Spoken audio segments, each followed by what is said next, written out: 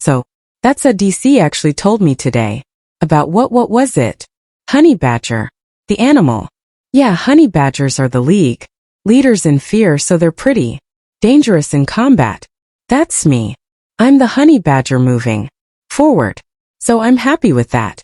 That's cool. Question for Sergey. Sergey, Tom has continuously called you the most dangerous man in the UFC, but for you, do you believe he is the most dangerous guy you could be fighting this weekend? Thank you very much to Tom for giving me that distinction to be the most dangerous in the division. But you. No, I also think that Tom is a pretty dangerous guy. He's very good at stand up, very good on the ground. We're not taking him lightly. We're preparing for 100%, and this is going to be a real full fight. I would have definitely liked more time to prepare, obviously, but I know one thing. I'm not going to fight. Sat on the couch watching TV. Watching it like I'm going to be in there Saturday night. I'm dangerous and takes one shot at heavyweight, and I'm not going to land that. Sat in the UK watching it on TV. So why not be here having a go? Pavlovich was widely seen as the favorite on fight night. Fans' anxiety for Tom peaked. However, the fight had barely started when the outcome became clear. Against all odds, Tom Aspinall knocked out the most feared puncher in the division in under a minute. His victory was especially shocking given his pre-fight admissions of fear. I openly admit that I'm scared and I'm going to do it anyway. Like that's when I do my best. Like look when Sergey whacked me with the override and my mouthpiece started to come out. Like that's when I do my best work, when a big scary guy is coming at me like that. Like that's when I'm at my absolute best. And I embrace fear like with open arms, and I'm happy to be scared and perform like that. I basically didn't have any training camp at all. I wasn't really in the best shape. I got the call like 3-4 days after I pulled my back really bad. Couldn't barely even move or do anything. And yeah, it's been some, and I didn't have a visa as well. It's been some 3 weeks. Let me tell you, it's been absolutely insane. After claiming the interim title, Tom explained that he always feels nervous and scared before fights. He emphasized that he's just as human as the fans watching him, fearful but committed to performing at his absolute best. The event was a massive success, with the UFC quickly adapting to the last-minute changes. However, one unexpected consequence arose. Aspinall's performance was so dominant that fans lost interest in the previously scheduled Jones-Miocic matchup. Instead, they began clamoring for a fight between Jon Jones and Tom Aspinall. The hype only intensified after a post-event interaction where Aspinall asked Jones for a photo. Jones responded by aggressively brushing his hand off Aspinall's shoulder and refusing to pose for a face-off style picture. As time passed, the anticipation for an official announcement of Jones versus Aspinall grew.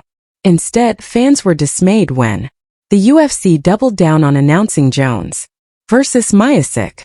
This decision enraged the MMA community. Matters worsened when Aspinall was forced to defend his interim title against Curtis Blades before Jones even defended his undisputed title.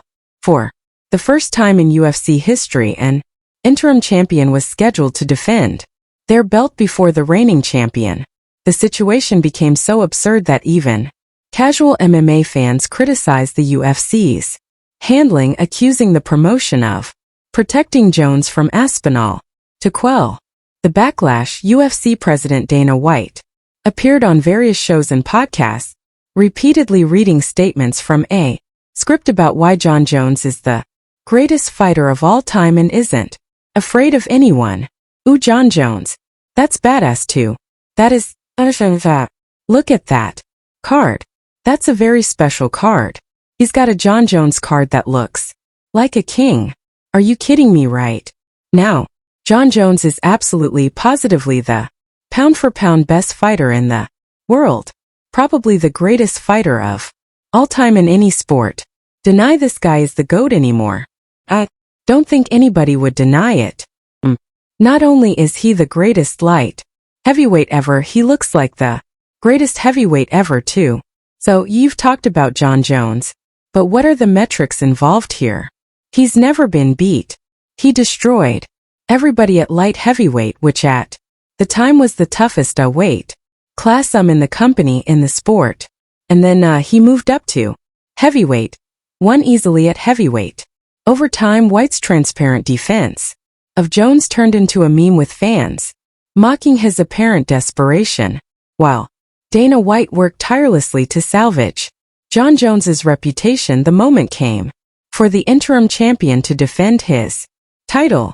Tom Aspinall readily agreed to a rematch with Curtis Blades despite the fact that Blades hadn't even landed a strike on him in their first fight. For Tom, however, that bout had haunted him like a nightmare, and this was his chance to prove that the injury that ended their previous encounter was nothing but a fluke. Applause. Music. The fight ended almost as quickly as it began. Before the audience could settle into their seats, Tom Aspinall once again obliterated his opponent in under a minute. That night, the Brit avenged his only loss in the UFC and became the first interim champion in history to successfully defend his belt before the undisputed champion. After the fight, it became abundantly clear to everyone, except Jon Jones perhaps, that Tom Aspinall was the best heavyweight in the world. In his post-fight interview, Aspinall respectfully called out Jon Jones, inviting him to settle the matter of who truly deserves the top spot. "Hello, Jon. I have nothing against you, personally, but I just think I'm better than you. Just know that I can beat you in a fine, so I'm cutting free." But would Jones agree to face him